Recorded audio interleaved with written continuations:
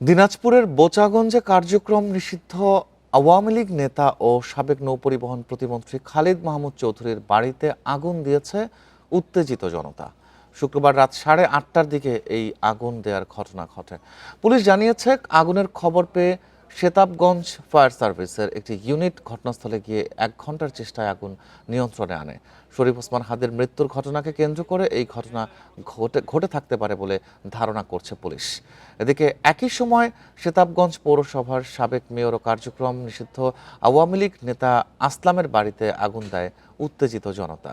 পরে fire service ঘটনাস্থলে গিয়ে আগুন নিয়ন্ত্রণে আনে। এতে ক্ষতিগ্রস্ত হয় বাড়িটি।